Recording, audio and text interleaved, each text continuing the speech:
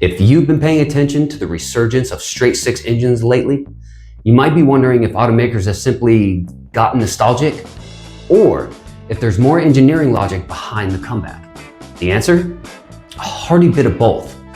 From BMW doubling down on its legendary inline-sixes, to newcomers like Mazda and even Jeep throwing their hats into the ring, the inline-six isn't just alive and well.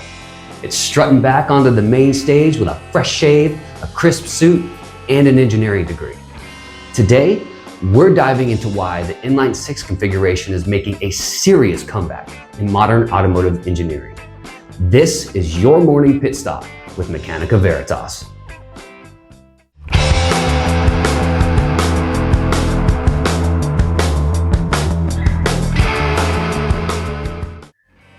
The inline-six, or straight-six, is exactly what it sounds like. 6 cylinders lined up in a single row, all firing in sequence along a single crankshaft. It's one of the most naturally balanced engine configurations that you can build.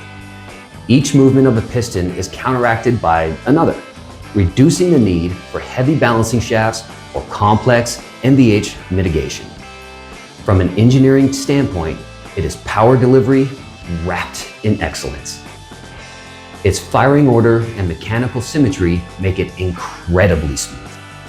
Unlike a V6, which has to compromise in packaging and balance, the inline-six offers effortless operation at high revs and a distinctive, almost turbine-like quality in sound and feel. So, if the inline-six is so great, why did it fall out of favor for so long? 2 words. Engine bays. As front-wheel drive platforms dominated the 80s and 90s, automakers needed compact engines that could fit transversely across the narrow compartments. Inline-sixes are long. That's what she said! In the game of Tetris that is automotive packaging, they often lost to the short and stubby V6. Additionally, emissions and fuel economy regulations pushed companies towards downsized turbocharged engines. Yes. Turbo time. The V6 and inline-4 were easier to adapt to front-wheel drive platforms, and their compact dimensions allow for more crash structure up front. As a result, the inline-six faded into the background outside of a few loyalists like, of course, BMW and Jaguar. So, why the apparent comeback among manufacturers for the inline-six? Enter modern modular family architectures. Manufacturers are now designing families of engines where 3, 4, and 6-cylinder variants share components like bore spacing, cylinder heads, sometimes even blocks. This makes it easier and more cost-effective to produce a straight-six without reinventing the wheel. Also, longitudinal layouts are seeing a renaissance, especially among premium and performance models. Platforms like BMW's CLAR and Mazda's new rear-wheel drive architecture are specifically designed to accommodate the longer inline layout. Jeep's new Hurricane inline-six is a twin turbocharged answer to both performance and efficiency, fitting into the same space as a V6 while offering more power, better performance, and fewer emissions. The Resurgence is also about emissions and refinement. Turbocharging and direct injection make it easier to extract more power from a straight-six while meeting tightening environmental regulations. And the smoothness of a straight-six means less NVH tuning, which makes them appealing for luxury applications.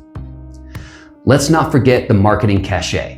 The idea of an inline-six signals heritage, precision, and old-school mechanical honesty. You're not buying a committee-designed blob.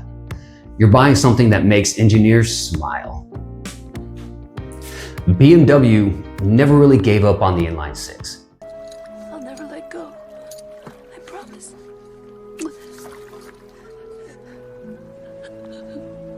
And their B58 engine might be the most widely acclaimed modern straight-six. Found in everything from the Toyota Supra to the 3 Series and Z4, it balances power, torque, efficiency, and sound in a way that many consider best in class. Mazda, known more for nimble compacts and rotary dreams, is diving into the deep end with their new longitudinal straight-six platform, paired with rear-wheel drive and hybrid tech. It's a bold move signaling Mazda's aim to step more upmarket. Then there's Jeep's Hurricane engine, a twin-turbo inline-six designed to replace the aging Hemi V8. It's a clear sign that manufacturers see the straight-six not just as a niche luxury play, but as a real-world performer across SUVs and trucks. As the industry inches towards electrification, there's still a sweet spot for the internal combustion engine, especially ones that play nice with electric systems. Inline-sixes package very well alongside battery and hybrid components, especially in longitudinal platforms.